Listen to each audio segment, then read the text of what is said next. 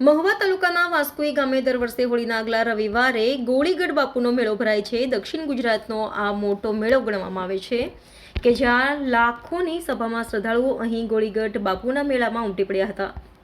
સુરત જિલ્લાના આદિવાસી વિસ્તાર ગણાતા એવા મહુવા તાલુકામાં કંઈક અલગ રીતે હોળી પર્વની ઉજવણી કરાય છે। મહુવા તાલુકાના વાસ્કોઈ ગામે આવેલ છે જ્યાં વર્ષોથી ગોળીગઢનો મેળો ભરાય છે અને આ મેળો હોળી પર્વના આગળના રવિવારે જ વર્ષોથી યોજાય છે।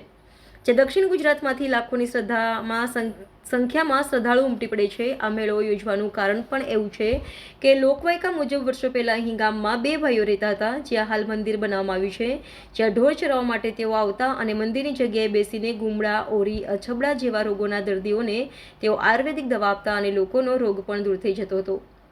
વર્ષો સુધી દવા આપ્યા બાદ બેમાંથી એક ભાઈ હોળી પહેલા આવતા રવિવારે જ મૃત્યુ થયું હતું અને બીજા ભાઈનું પણ બીજા દિવસે એટલે કે બીજા વર્ષે હોળીના આગળના રવિવારે જ મૃત્યુ થયું હતું। ગોળીગઢ મેળા તરીકે અહીં દર વર્ષે ઉત્સવની ઉજવણી કરવાનું ગ્રામજનોએ નક્કી કર્યું હતું। જેઓ પણ અહીં માનતા રાખતા તેઓ અહીં ગોળીગઢ આવે છે અને રોગ સારો થઈ જતા લોકો અહીં પોતાની માનતા પૂરી કરી જાય છે। આ ગોળીગઢ મેળામાં મંદિરની ફરતે મોટી સંખ્યામાં વેપારીઓ સ્ટોલ પણ લગાવે છે અને રોજીરોટી પણ કમાય છે। વર્ષો વર્ષ અહીં શ્રદ્ધાળુઓની સંખ્યા વધતી જાય છે। ગ્રામજનોની પણ એવી તો શ્રદ્ધા રહે છે કે શ્રદ્ધાળુ અને અહીં આવન જાવનમાં તકલીફ નહીં પડે માટે કેટલાક ખેડૂતોએ તો પોતાના ખેતરનો ઊભો પાક પણ કાપીને પાર્કિંગ માટે જગ્યા કરી દીધી હતી। દક્ષિણ ગુજરાતનો સૌથી મોટો મેળો અહીં ભરાતો હોય સુરત, નવસારી, તાપી, ડાંગ અને વલસાડ જિલ્લામાં રહેતા આદિવાસીઓમાં આ મેળાનું ખાસ મહત્વ રહેલું છે। નરેશભાઈ ઈશ્વરભાઈ ચૌધરી ગોળીગઢ મેળાના ટ્રસ્ટી તરીકે સંચાલક કરતા અહીં હું કામ કરું છું કાયમને માટે અને આ વર્ષોથી મેળો ભરાય છે એની વ્યવસ્થા જાળવવા માટે આ વર્ષે નવું મોટું મંદિર બનાવવામાં આવ્યું છે। નાના મંદિરમાં જે તકલીફ પડતી હતી એ દૂર કરવા માટે મોટું મંદિર બનાવ્યું છે।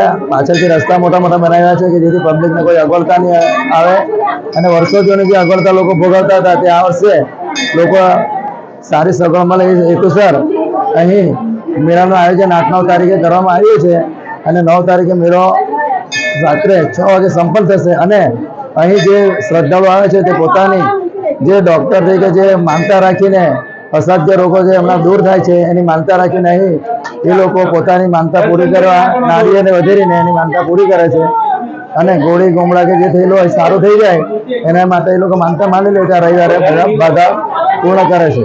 મારું નામ મુકેશભાઈ છોટુભાઈ પટેલ છે। હું આ જ ગામનો વાસ્કોઈ ગામનો વતની છું। અહીં બહુ જૂના સમયથી એટલે મતલબ બહુ વર્ષોથી ગોળીગઢ બાપુના દર્શન માટે લોકો આવે છે। અહીં દર્શન કરવાથી લોકોની બધી મનોકામના પૂરી થાય છે। લગભગ 48 કલાકની અંદર 30 થી 40 લાખ માણસો વારાફરતી આવીને દર્શન કરવા માટે અહીં આવે છે અને દરેક ભાવિ ભક્તોની મનોકામના અહીં આવવાથી પૂર્ણ થાય છે।